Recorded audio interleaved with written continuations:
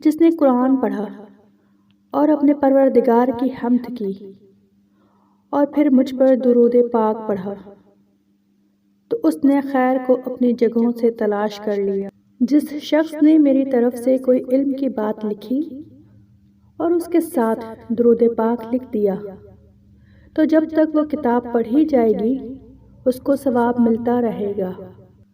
جس شخص نے اپنی زندگی میں مجھ پر کثرت سے درود پاک پڑھے اس کی موت کے وقت اللہ تعالیٰ اپنی تمام مخلوقات سے فرمائے گا کہ اس بندے کے لیے بخشش کی دعا مانگو۔